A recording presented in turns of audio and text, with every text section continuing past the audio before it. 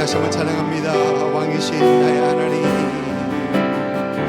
왕이신 나의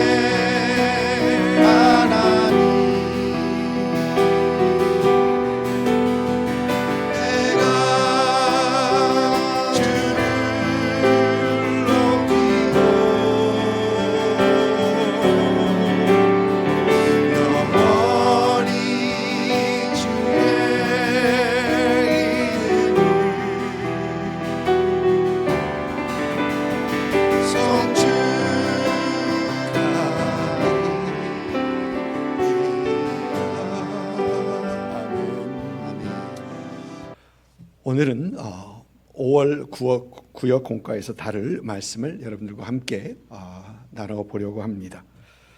오늘 말씀 제목을 참 자랑거리 예수라고 했습니다. 자랑하다가 죽은 연못의 개구리에 대한 이야기가 있습니다. 연못가에 있던 개구리 중에 하나가 IQ가 가장 높은 그 개구리는 한 마리는 항상 그의 머리 위로 날아다니는 새를 보고 부러워했다고 합니다. 어느 날 하늘을 나르는 새 한 마리에게 야, 여기 나뭇가지 하나 있는데 내가 이 끝을 입으로 물고 있을 테니까 너는 다른 쪽 끝을 입으로 물고 나르면 나도 함께 날 수 있겠는데 도와줄 수 있겠니? 라고 부탁을 했습니다. 그러자 그 새는 흔쾌히 부탁을 들어줬습니다. 이렇게 해서 그 개구리는 내 다리를 쫙 펴고 하늘을 날고 있는데 그 광경을 본 아래에 있는 개구리들이 그를 부러워하면서 야, 누가 그런 기발한 생각을 했느냐라고 묻습니다. 그러자 그 하늘을 나르고 있던 개구리는 자랑하고 싶어서, 자신의 아이디어라고 자랑하고 싶어서 누가 하긴 누가 해, 내가 했지 라고 말하는 순간 그 개구리는 나뭇가지에서 떨어져서 죽었다고 합니다. 사람에게 있어서 이 자랑하고 싶은 것, 이 자랑하고 싶은 마음은 본능 것 같습니다. 우리 모두에게는 그 자랑하고 싶은 마음이 있습니다. 그래서 어떤 사람은 돈과 명예를 자랑하고, 또 어떤 사람은 권력과 학위를 자랑하기도 합니다. 또 어떤 사람은 인생의 경험과 업적을 자랑하기도 합니다. 그런데 이 자랑은 가진 사람도 자랑하고 가지지 못한 사람들도 자랑하는 것을 봅니다. 이래봬도 내가 왕년에는 하면서 그 40년, 50년 전에 어떤 그 얘기를 하면서 자랑하는 어떤 그런 분들도 분명히 있는 것을 봅니다.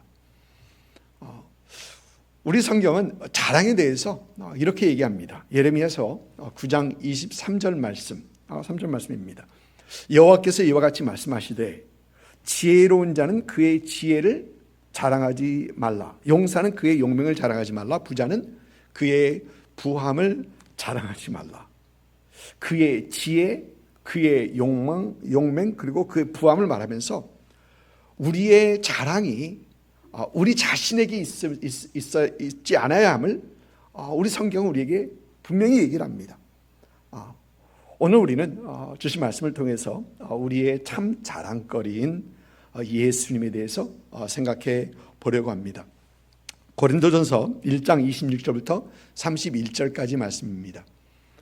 몇 절 되지 않기 때문에 한 목소리로 다 같이 읽습니다. 형제들아, 너희를 부르심을 보라. 육체를 따라 지혜로운 자가 많지 아니하며 능한 자가 많지 아니하며 문벌 좋은 자가 많지 아니하도다. 그러나 하나님께서 세상의 미련한 것들을 택하사 지혜 있는 자들을 부끄럽게 하려 하시고 세상의 약한 것들을 택하사 강한 것들을 부끄럽게 하려 하시며 세상에서 천한 것들과 멸시받는 것들과 없는 것들을 택하사 있는 것들을 폐하려 하시나니 이는 아무 육체도 하나님 앞에서 자랑하지 못하게 하려 하심이라. 너희는 하나님으로부터 나서 그리스도 예수 안에 있고 예수는 하나님으로부터 나와서 우리에게 지혜와 의로움과 거룩함과 구원함이 되셨으니 기록된 바 자랑하는 자는 주 안에서 자랑하라 함과 같게 하려 함이라. 아멘. 오늘 말씀이 고린도전서에서 나오는 말씀입니다. 고린도 교회는 사도행전 18장을 보면 사도 바울이 2차 전도 여행 때 브리스길라와 아굴라 그리고 실라와 디모데와 함께 동역하면서 세웠던 교회가 이 고린도에 있는 교회입니다. 여러분, 고린도는 지금 현재 그리스에 있는 그리스 남부 지역, 그러니까 아덴에서 보면은 아테네에서는 서쪽에 있는 그 작은 항구 도시입니다. 고린도는 당시 로마에 속해 있는 아가야 이 지방의 수도로서 여행자들과 상인들의 필수적인 통로였다고 합니다. 요충지였다는 얘기죠. 고린도는 다양한 곳에서 찾아드는 사람들로 인해서 외부 문화에 매우 개방적인, 열린 개방적인 그런 도시였고, 또 그러므로 또 외부의 이 부도덕적인 그 문화와 풍습도 통제하지 않고 품었던 그런 개방된 그런 도시였다고 합니다. 특히 고린도는 이 성적으로 문란하기로 유명한 도시였는데, 고린도에 세워진 아프로디테, 에프로다이트, 이 여신이죠. 이 신전에는 1000명의 신전 여사제가 있는데, 말이 신전 여사제지 종교 이름으로 매춘을 행했던 그런 신전 창녀들입니다. 고린도가 성적으로 얼마나 문란했든지 Corinthianize, 그러니까 고린도화하다라는 말은 성적으로 부정한 행위를 했다라는 그 말로 통용될 정도의 어떤 그러한 부도덕한 성적으로 문란한 그런 도시였다고 합니다. 이런 도시 가운데 있는 고린도 교회도 역시 도덕적으로 그리고 성적으로 많은 문제가 있었습니다. 교회의 성적 문제가 있었습니다. 그래서 사도 바울은 고린도전서 5장 9절을 보면은 내가 너에게 쓴 편지에 음행하는 자들과 사귀지 말라 하였다라고 얘기하고 있고, 또 고린도전서 6장을 보면은 내가 그리스도의 지체를 가지고 창녀의 지체를 만들겠느냐라는 말을 하기도 합니다. 고린도 내에서 어떤 성적 문란함이 많았다는 얘기입니다. 고린도 교회에 편지한 이 고린도전서는 사도 바울이 고린도 교회에 편지한 두 번째 편지입니다.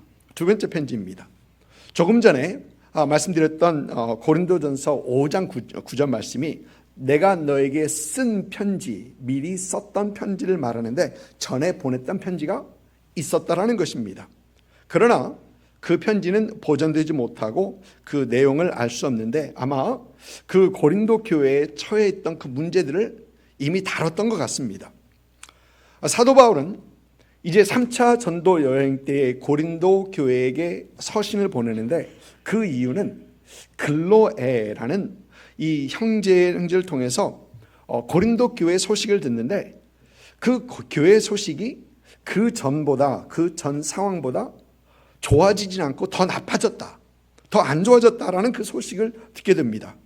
고린도 교회는 음행뿐만이 아니라 심각한 내부의 분쟁이 있었고 또 여러 가지 문제가 발생했더라라는 것입니다. 그래서 사도 바울은 이제 고린도 교회 내에 있는 그 문제를 다루기 위해서 이제 편지를 하는 것이 바로 고린도전서입니다. 오늘은 고린도 교회의 여러 가지 문제들 중에서 고린도 교회의 분쟁에 대해서 살펴봅니다.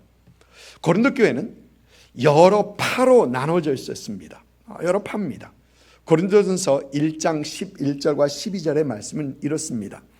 내 형제들아, 글로에의 지편으로 너에게 대한 말이 내게 들리니 곧 너희 가운데 분쟁이 있다는 것이니라. 내가 이것을 말하거니와 너희가 각각 이르되 나는 바울에게, 나는 아볼로에게, 나는 게바에게, 나는 그리스도에게 속한 자라 한다는 것이니. 여기서 언급되는 파가 네 파입니다.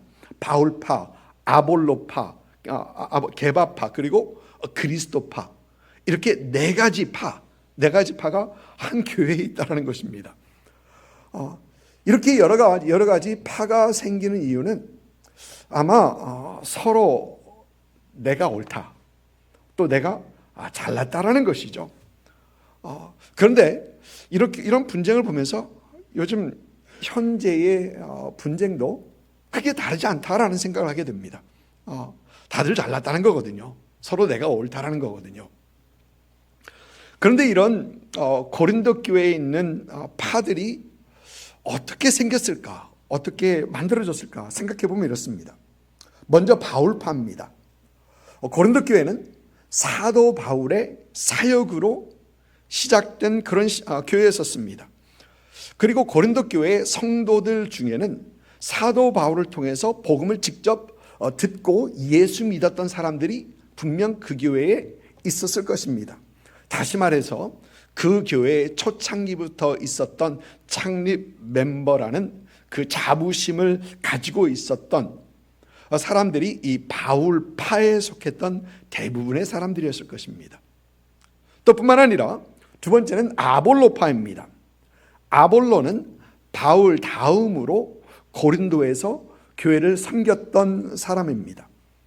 우리 성경을 보면은 사도행전 18장에 아볼로는 언변이 좋고 성경에 능통한 자다. 언변이 좋고 성경에 능통한 자라고 합니다. 고린도전서 3장 16절을 보니까 사도 바울은 나는 심었고 아볼로는 물을 주었으되라는 얘기를 하는 것을 보면은 아볼로는 고린도 교회에 없어서는 안 될 하나님의 말씀으로 그들을 잘 양육했던 그런 인물이었던 것을 볼 수 있습니다.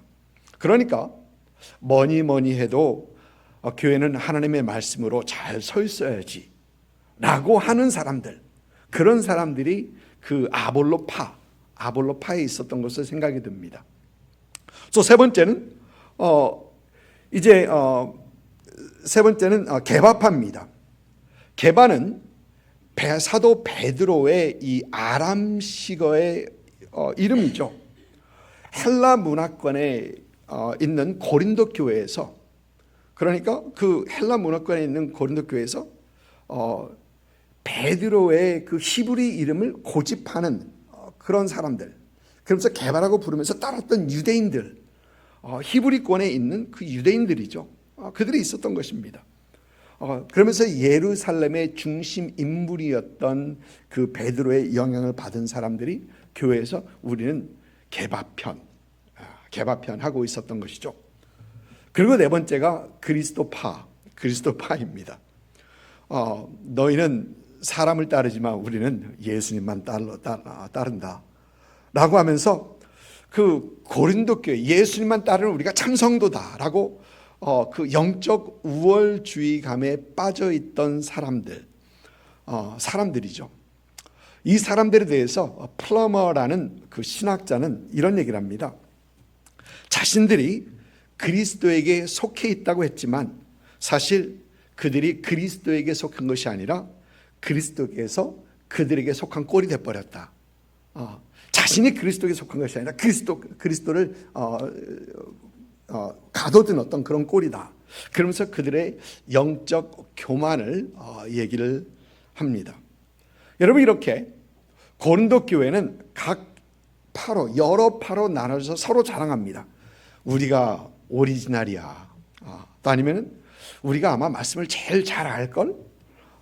그러면서 다른 분들은 우리가 정통이지. 예루살렘 따른 정통이지. 또 다른 부류는 그래도 그 뭐니 해도 우리가 가장 영적인 사람들이야. 예수님만 따르니까. 라고 하면서 자랑하면서 나누었던 것입니다.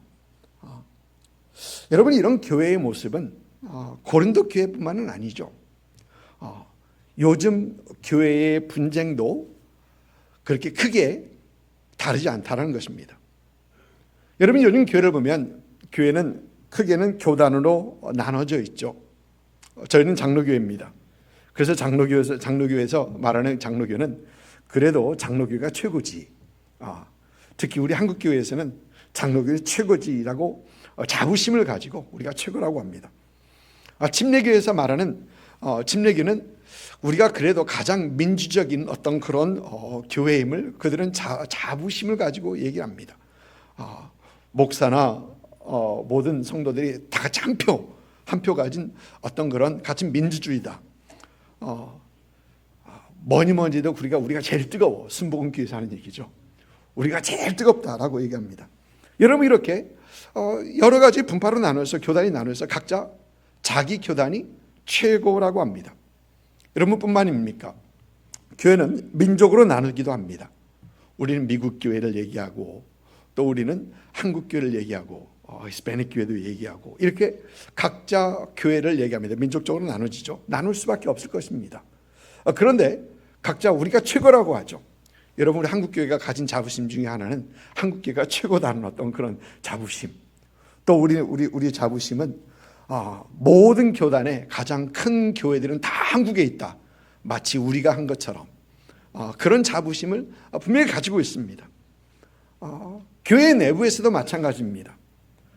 교회 내부에서도 처음부터 있었던 창립파 분명히 있습니다.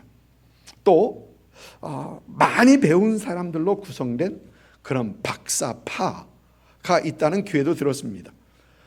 또 기도 많이 하고 기도 많이 한다라는 사람들로 구성된 그 영적 파, 이 여러 가지 파로 등등 나누어지는 것이 바로 이 교회입니다. 여러분, 그런데 사도 바울은 이런 교회를 보면서 이렇게 얘기합니다. 그리스도께서 어찌 나뉘었느냐.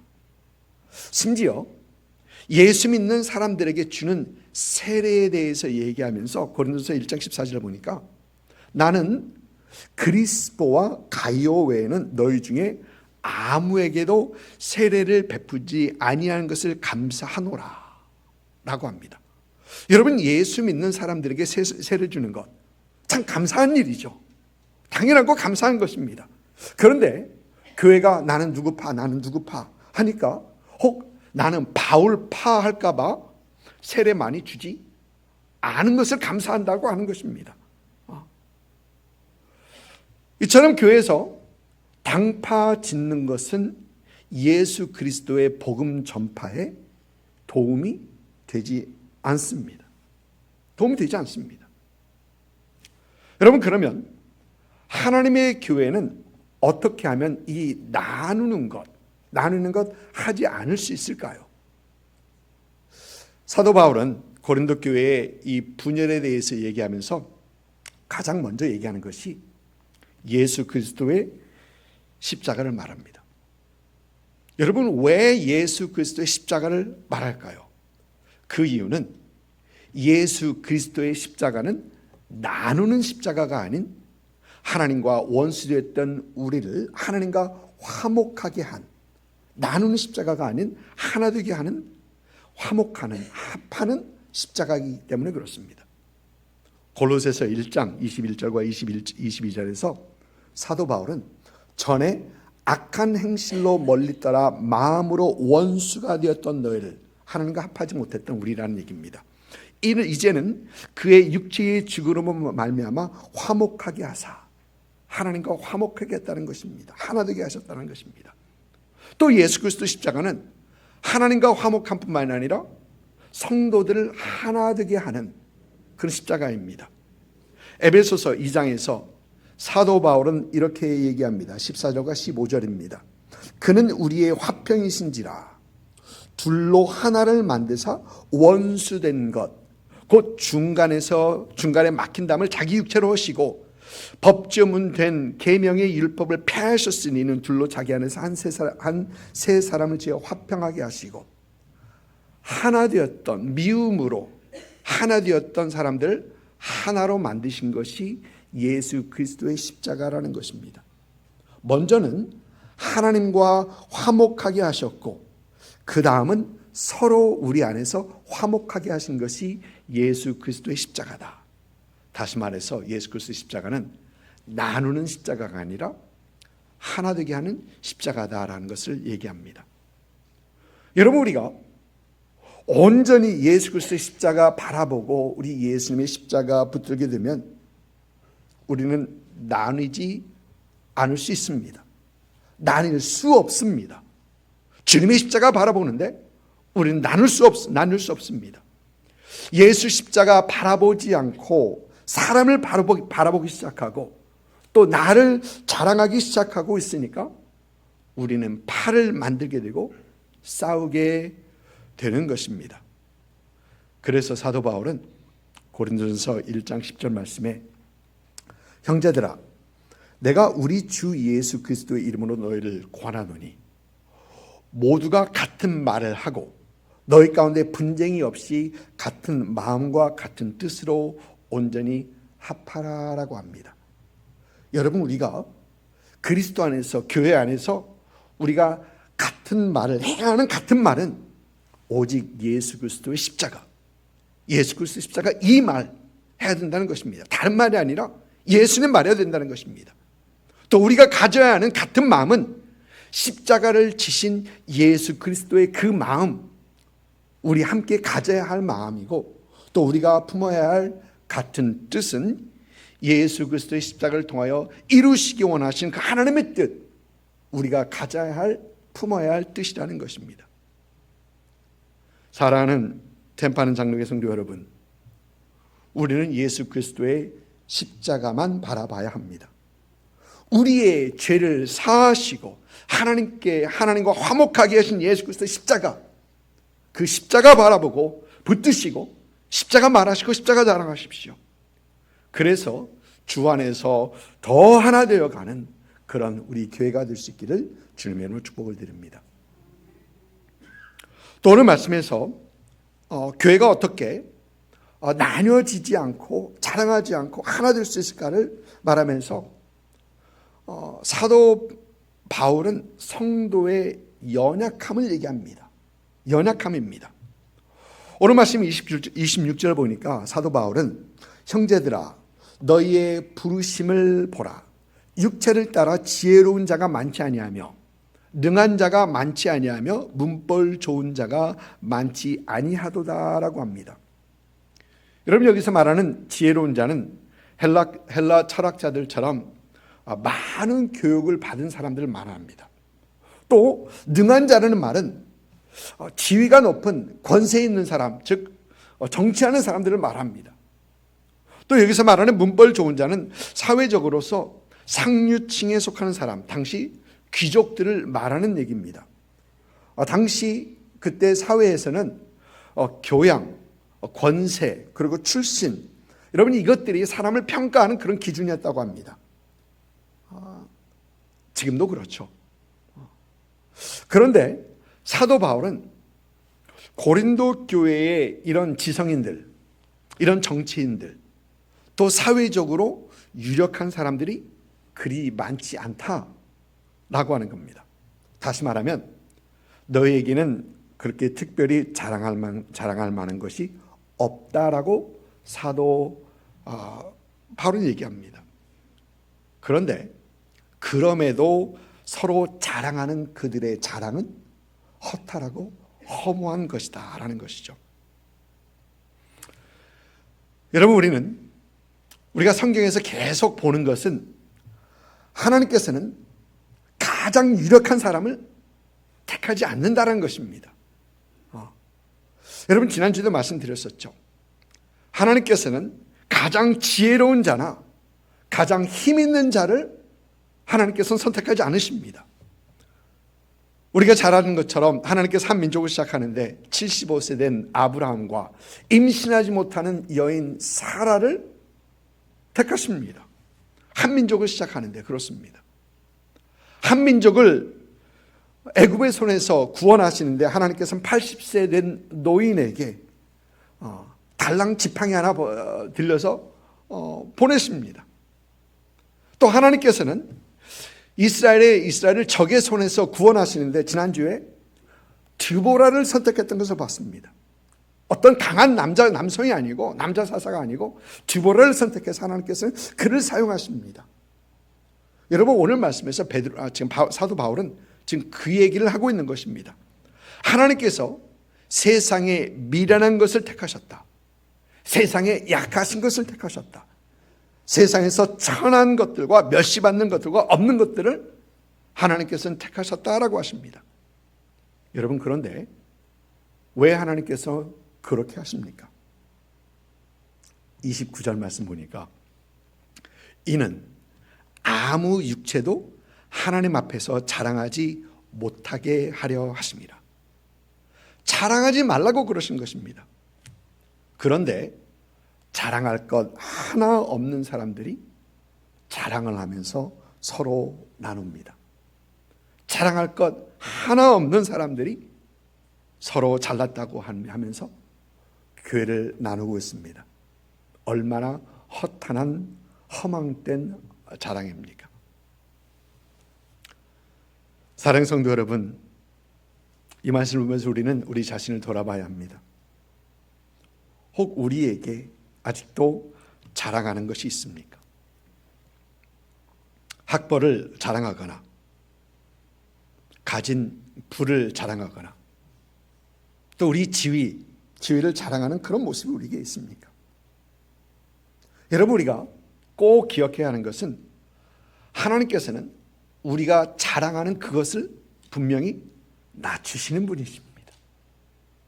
하나님께서는 우리가 자랑하는 그것들을 하나님께서 들어서 그래, 네가 잘났으니까 그렇게 잘 사용할게. 네가 돈 많으니까 그 돈 사용할게. 하나님 그렇게 안 하십니다. 우리가 자랑하는 것들로 하나님의 쓰임 받침을 못합니다.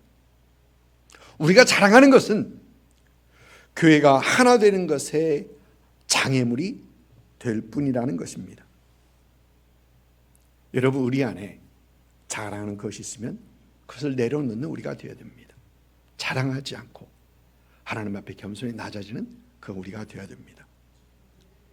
그런데 고린도 교회의 성도들이 자랑해야 하는 것이 하나 있는데 그것은 그들을 부르신 하나님, 예수 그리스도의 십자가입니다.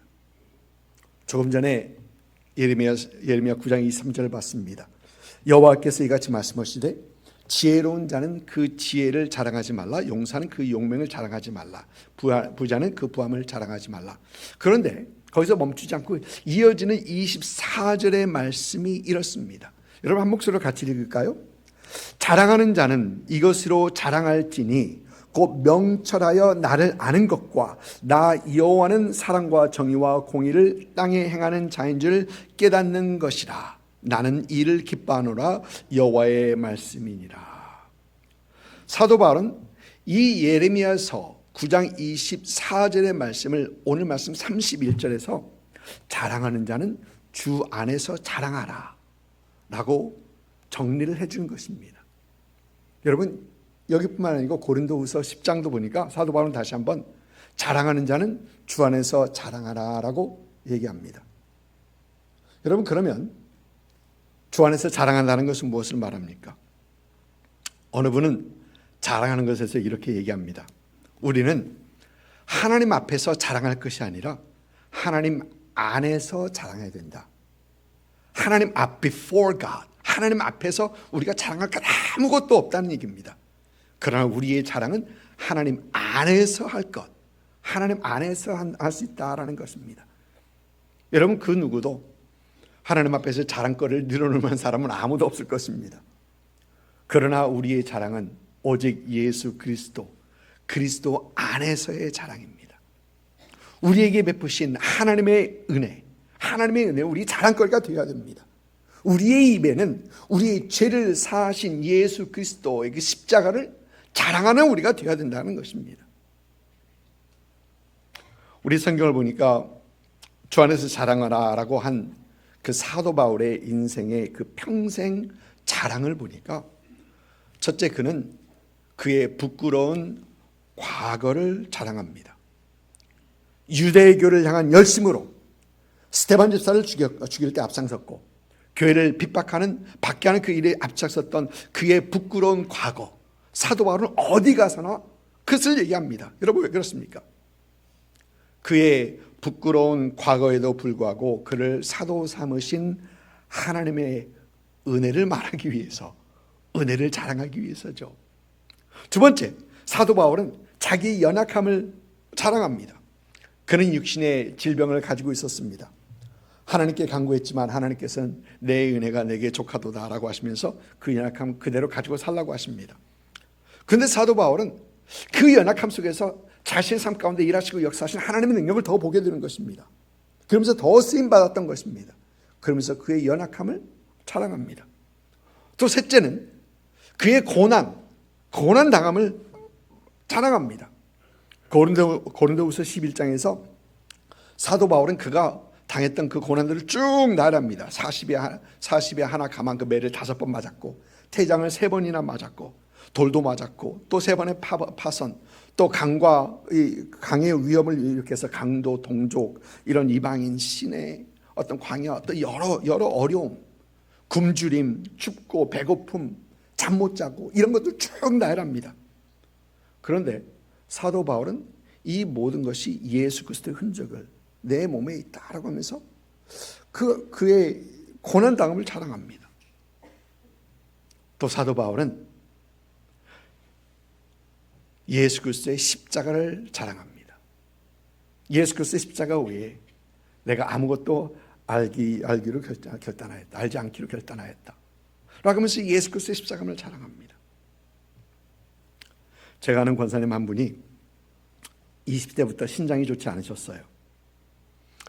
20대부터 병원 신세를 지게 되는 그 자신의 모습을 볼 때마다 너무 초라하고, 또 다른 사람들은 20대 보면은 머리와 살갗에 윤기가 나고 그러는데 자신은 그렇지 못한 모습을 보면서 항상 얼마나 살 수 있을지, 그리고 자신의 미래가 얼마나 고난스러울 건지 걱정하면서 그 20대를 지나면서 결혼하고 가정을 꾸미겠다라는 그 생각은 해보지도 못했는데, 하나님께서 기도하는 중에 소망을 주시고 또 하나님의 은혜로 진짜 좋은 분과 결혼도 하게 되었고, 또 2 아들도 낳게 되고, 신장 이식은 2번이나 했는데 그러면서도 지금까지 하나님의 은혜로 살아가고 있습니다 라는 그 간증을 하시면서 그의 연약함 속에서 함께 하시는 하나님, 자신에게 은혜 베푸시는 그 하나님을 자랑하는 그 권사님의 간증을 들은 적이 있습니다. 사랑하는 성도 여러분, 저와 여러분의 자랑은 오직 예수 그리스도이십니다. 우리의 부끄러운 과거 속에서 경험한 그 하나님의 은혜를 자랑하십시오. 우리의 연약함 속에서 우리를 도우시고 함께 하시는 그 하나님을 자랑하십시오. 힘들고 어려운 상황에서도 우리를 도우시는 그 하나님을 자랑하십시오. 이렇게 오직 예수 말하고 예수 자랑하시는 그런 여러분 되시기를 주님의 이름으로 축복합니다. 여러분, 세상의 모든 사람들이 자기 도취에 빠져서 자기 자랑할 때 우리는 예수 한 분 말하고 예수 한 분 자랑하고 예수 한 분으로 기뻐하고 만족해 하시는 그런 여러분 되시기를 주님의 이름으로 축복을 드립니다. 이번 한 주간 지나면서 여러분, 내 입에서 내 자랑이 자꾸 튀어나오려고 할 때 멈추십시오. 그때 오히려 예수님 말하고 예수님 찬양하시는 여러분 되시기를 주님의 이름으로 축복을 드립니다. 우리 주님은 우리의 참 자랑거리 되십니다. 이제는 우리 주 예수 그리스도의 은혜와 아버지 하나님의 극진하신 사랑하심과 성령님의 감화 감동 역사하심이 우리 삶에 참 자랑거리 되시는 주님을 말하며 주님을 자랑함으로 교회가 하나 되고 교회의 사역으로 예수 복음이 더 전해지며 하나님께 큰 영광의 삶을 살기를 소망하시며 또 이를 위하여 결단하시는 오늘 예배에 함께한 모든 성도님들 위해와 그들의 가정과 사업처와 일터와 우리 템파는 장로교회 위에와 또 예수를 주로 고백하는 모든 교회 위에 지금으로부터 영원토록 함께 하시기를 우리 구주 예수님의 이름으로 축원하옵나이다.